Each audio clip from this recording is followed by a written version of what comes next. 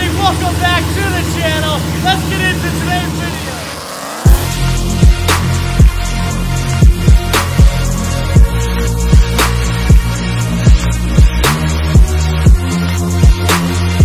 I told you Sneaky Cat was smack. Sneaky Cat was smack. Alright, so today we've got our list race at the track, and they're also doing a diesel shootout, so we're going to clean off Sneaky Cat first. So we've got our Car Pro soap and cupcakes barking at random people.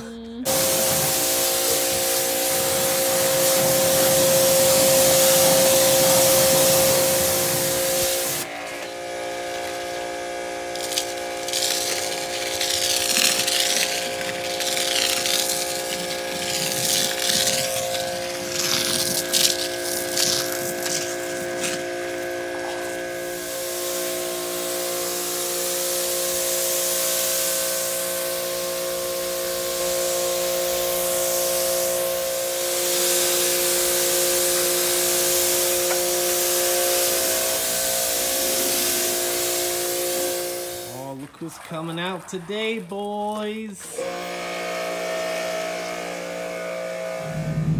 Alright guys, so we're on the way to the track. We're actually almost there. My dumbass was washing my car, getting real detailed with it, and started loading the truck up. Kennedy's behind me, but she has the truck with all the tools and stuff like that. You know, you always bring extra stuff just in case. You never know what's gonna happen, but I look down and it's 12:48 and we have a streetcar cruise at 1 o'clock to be in the actual list race. So yeah, talk about running late. So it's 1:07 and I'm pulling up to the track and the cruise started at 1, but luckily Billy just messaged me. We set up the cruise together, and yeah, I set up the cruise and I'm the one being late. That's pretty embarrassing, but so we moved the cruise back to 1:30 because actually there's a lot of people that are pulling in late, I guess. So woo, making it just by the grace of God, we're making it on time, boys. It's the track, so today is also a diesel shootout, so there's some pretty badass. These are all diesel trucks racing. Some big tires on that one guy right there. So I'm trying to show you some of the fastest diesels out here. It'd be pretty cool. So Jacoby Kaufman's putting it on. Should be a pretty badass event. And so in between the diesel event, we're doing that. This little Ford Ranger has a diesel. That's freaking badass. I wonder, oh, it's got a Cummins in it. Oh shit. That's freaking sick. And I guess this truck's a 9-second diesel. So this would be cool to watch the heads up class. It's freaking badass. He's just trying to add some weight before the cruise here. As if he wasn't slow enough, right? Yeah. Ken dog. So here's part of the list group. We're all kind of lining up over here before we go on our cruise, and Kevin's on his way here.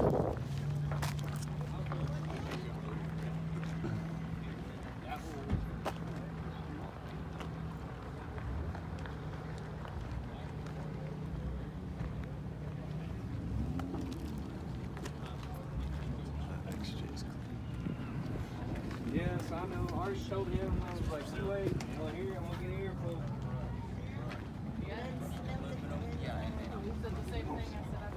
Now we figured it out.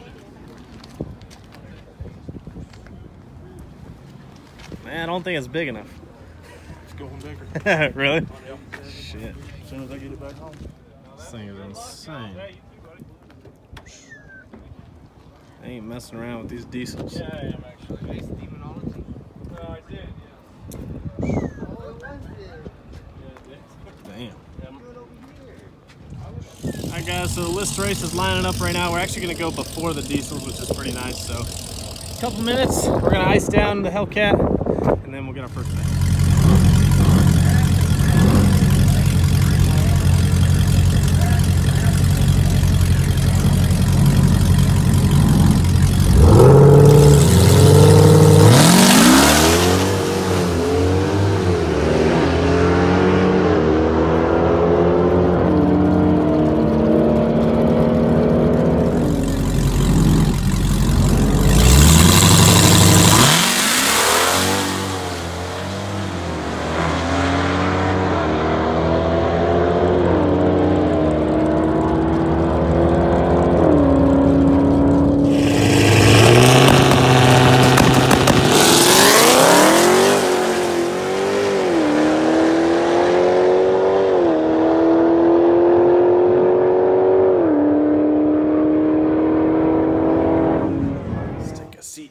gonna have to sit for this one. So let's explain what happened today. Let's start at the beginning. So I was late to the cruise because I was washing my car and didn't realize what time it was. So I was late to my own cruise for the streetcar list.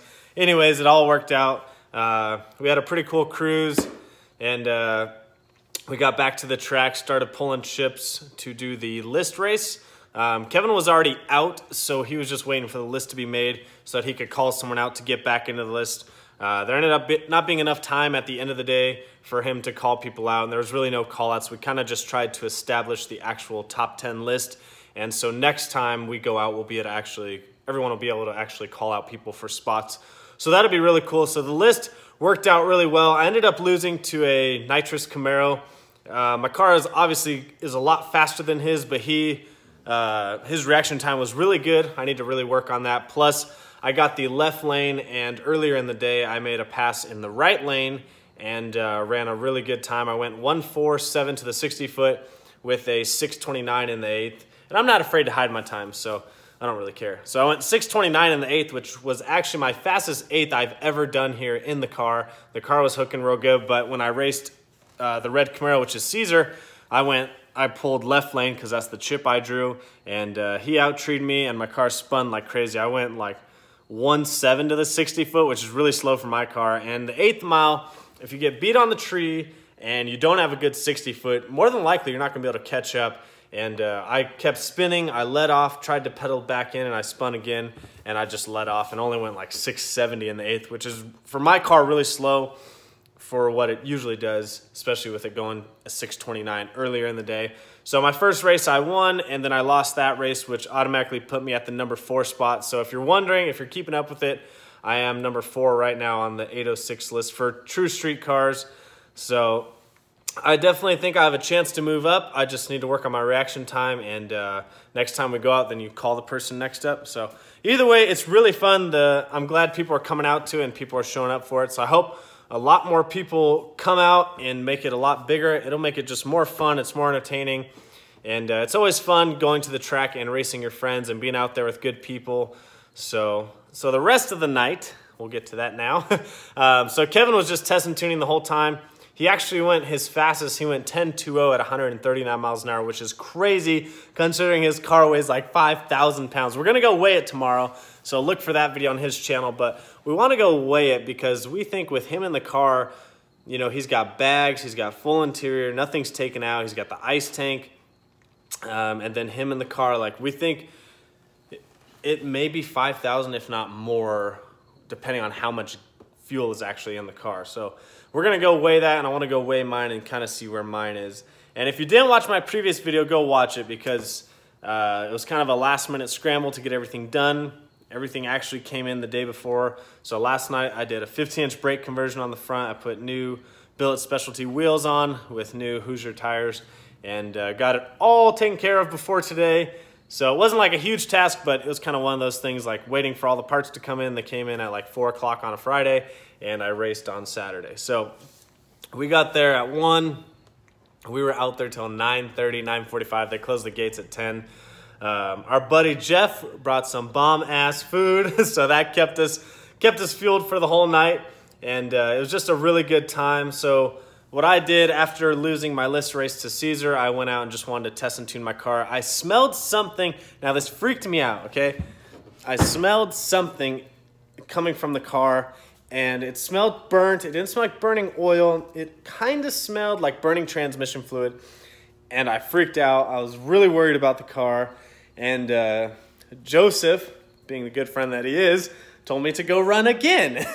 And he made a good point, though. He's like, honestly, you need to run it, you need to log it, and when you come back around, I'll smell it, see if I can figure out where the smell's coming from. Just get like a second pair of nostrils on it, I guess you would say.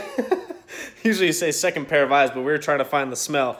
So he smelled, and it's coming directly from my brakes, so we think it's just from the pads and the rotors. They're brand new, so they're just kind of getting worn in, because you will get a little bit of smell from there. I'm gonna take the wheels off tomorrow just to make sure nothing's rubbing that shouldn't be back there. Just kind of make sure everything is good to go for next weekend, which I'll update you on in just a second. So I wanted to log the car. I went back to the right lane because the right lane was hooking a lot better. And the car felt good. It hooked right away. The car was sitting for probably an hour and a half, if not 2 hours. A bunch of cars had broken down, so they had to do a lot of cleaning on the track. Someone broke down. Everyone started running. Then someone broke down again. So the track was shut down for a little bit. A lot of cleaning had to be done. So my car sat for probably like an hour and a half. So it was completely cooled down. There was no heat at all. So I go up and do a pretty small burnout. Don't have to do anything crazy with these tires. Don't need to do John Force burnouts because they just don't work with these tires. So did a pretty decent burnout, and the car felt like it hooked pretty good. And on the top end, it got a little squirrely, and that's not like, I mean, for my car, it felt a little squirrely. Usually it feels like super planted, straight down, and not that it didn't go straight at the end. I can always just kind of tell when it gets just a little squirrely up top that I probably got a pretty decent mile an hour. Either that or the wheels are starting to fall off. So I went and I raced Jeff, actually, which is always fun racing your friends. And I went and picked up my slip, and it said 971. I was freaking out. 971. If you guys don't remember, my fastest pass in the Hellcat was in Dallas. My ice tank was still working against me. The stock pump was choked up. And my IATs, when we logged it, sorry, my arm's getting tired. My IATs, when we logged it in Dallas, we had fixed them somewhat. Joseph and I had fixed them a little bit before I went to Dallas, and they dropped down to 180, which is still insanely high. My car cuts timing at 140 degrees. When the IATs hit 140, my car starts cutting timing, and which essentially is losing power. So if you guys don't know the whole story, you can kind of go back and watch some videos, but my car was doing like 220 IAT temps, which I'm lucky I didn't break anything, honestly. I didn't fry anything. So then Joseph and I kind of did a quick fix at the track one night, and I didn't have time from that weekend to when we were leaving for We Are Mopar to fix it further. So when I beat Demonology, I ran a 971 at 142 miles an hour, and my ATs were still 180 when I logged it, like still insanely high. That's way too high. Even a stock Hellcat doesn't usually get that high. So, and I have the ice box, so obviously it was working against me. Something wasn't right. We fixed everything. The car's been running really good. Up top, it's staying like, the highest I saw the IATs on the log was 123 degrees, and that's at the very top when you're, trapping 140 to 143 miles an hour. So I went 971. Here's kind of the crazier thing. I went 143 miles an hour. I did the highest mile an hour I've ever done, and we were still at 5,500 DA. So when I ran the 971 in Dallas, we we're at 2,400 DA, but my IATs were working against me. So I wanted the car. My original goal was to run 9s here in Amarillo. And then the car, it goes 994, 990, and I'm like, dang, I bet. And that was on really hot days. I was like, man, we got a cooler day. You got to remember, we're still in September, so the weather's still not perfect, but it was a little bit cooler today. The DA was still 5,500 when I ran, and but the weather was a little bit cooler, so a little bit cooler temps, and I was like, man, I really just want to go 9.8. That's all I want to do. It's like, I want to go 10s, I want to go 9s, I want to go, and you just keep going faster and faster, faster. And the car totally surprised me. I guess it decided to skip the 9.8s. It didn't like running 9.8s. It just wanted to go right back to 9.7s. So huge shout out to Joseph for all the help he's given me. Really awesome. Brady's helped me with some tips here and there too, especially with my really lightweight lug nuts I have now. My buddy Summit, he's given me a ton of insight on the Hellcats. We're always testing new things. Although the wheels didn't fit as perfectly as we thought we would, or as we thought they would, we did have to use a spacer, but they worked. And you'll see a couple videos. I'm gonna fix that so it's a little bit safer running the spacer. Huge shout out to the man, Tim Barth, for tuning my car. The guy has put this car on kill mode. And let me remind you, for the people that don't know, it still has a stock block, not touched, nothing's touched, nothing's opened. The head is completely stock, it's not touched, it's not open. The blower is completely stock, it's not touched, not open, not ported, nothing. It just has an intake. It has stock headers, actually. My car has stock headers. Kevin actually has Cook's headers. It just has an intake, a cat delete with a turn down exhaust. So I don't really have a complete exhaust all the way out back, but it passes the firewall and has a little turn down. Upper and lower pulleys, 2 fuel pumps, 2 dual 410s in the tank, some 1300cc injectors, some decent E85 from the gas station, an ice tank, which doesn't help with power but keeps your car consistent, keeps it cooler so it can run better, because these cars do run real hot with the big blower. Stock transmission, stock converter, stock rear end. The rear end has held up pretty good. I haven't cut 1 360 foots, but when I'm able to cut those at a little bit stickier track or on a night where the prep's a little bit better, that will really test the rear end.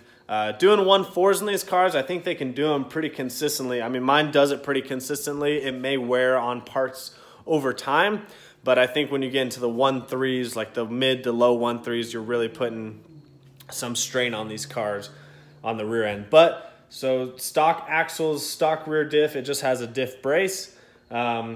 You know, the 15-inch conversion on the rear and the front, they don't help with power, but they do help with weight, and these cars are very heavy. However, my car still has all factory body panels. I still have a sunroof. I did take out the front seats and put Kirkies in, but my car's not gutted. Still got full door panels. Now that I'm looking at the interior, I'm just laughing because I ran a 9.7 and Brady comes over and he's like, all right, I see 30 pounds there, 40 pounds there. And I'm like, please tell me you're not talking about the dash or the steering wheel, or I mean the dash or the center console. And he's like, no, I'm talking about the steering wheel and the stereo and the door panels. I'm like, oh my gosh. So I'm trying to go as fast as I can without going too crazy with modifying the look or the feel of the car. Even with the Kirkies, it's not bad driving around town. And the thing is, I can get some stock seats, throw them back in, I could throw some stock wheels on the car, and I could literally drive it around daily at like nothing. Like, it's a perfect daily driver if I really want to. However, I am trying to kind of push it to the next level, and I would rather spend money on power versus buying some stock wheels and seats to put in the car for now. So maybe next year I will, because I want to drive it during the summer and not race it as much when it's that hot. I'd rather just like drive it around and cruise it. But for now, with it being boost season, I'm trying to go as fast as possible. So Kirkies are in, stock seats are out, 15s are on, and stock wheels are out. So huge shout out to everyone that helped. Obviously, huge shout out, number one, to Kennedy. She always is willing to help. I've never met someone who would go to the track, especially a female. Not all females like going to the track. And not that that's a bad thing or anything. There's nothing fun to do there. It's guys racing cars usually. There's a couple females that race, but for the most part, it's guys racing their cars down a track. It's hot. The food's decent, I guess, at best. Good thing Jeff brought some really good food. But huge shout out to Kennedy. She's always a good sport. She comes out, supports me, and yeah, she's just always willing to help. She's helping me drain the ice tank. She's getting me ice. She's, you know, flashing the light on the ice tank so I can see when to drain it, when to add ice. She drives my truck there so that I have extra fuel. She's just really supportive, and I can't thank her enough. Huge shout out to Kevin, always coming out, and he's always pushing the best out of me at the track. So it's always a good time racing with your brother. And if you have a family member or even close friends and you have something in common, you'll know what I'm talking about. It's just really fun when you're out there with your friends. And even when your car's not running good or your car's not running fast or you break something, it's always a good time hanging out with good people. And just the vibe at the track is really cool. If you don't know what I'm talking about, you need to come down to the track, hang out at Amarillo Dragway, and kind of get in with the people, and you realize how cool the people at the track really are. And everyone's always willing to help there. And I've never been so welcomed in my life. It's really cool. So that's going to conclude today's video. It's a little long. I talked a lot, but I was just really happy my car went 9.7s here. I never thought it would do that, especially without going crazy. I thought I'd have to do some crazy shit to this car to make it light enough to go 9.7s here, or to add enough power to make it go 9.7s here. So I guess the next step is to go to some lower DA and see what this car can really do before we get totally booted out from the weather coming in. Plus, you know, going to another track and where it's lower DA and the car's going to dip into the 9s even lower, hopefully. You know, we may experience some booting issues from the safety crew. So going to have to address that issue, obviously, coming up soon. But hopefully you guys enjoyed the video. Make sure you guys always comment, like, subscribe, follow me on Instagram and Snapchat because I post there a lot sooner than I post on YouTube. And let me know what you guys think of the Sneaky Cat doing the same time it did. It went 971 here at 5,500 DA. If you don't know what DA is, look it up, people. When the Demon went 965, they were at negative 2,500 DA. Negative, okay? Negative 2,500 DA. So just to give you an analysis, something to compare it to, okay? Negative! I want negative DA. Shit! I'm trying to travel just to find 1,000 DA or 1,500 DA. Oh, man. Hope you guys have a good weekend.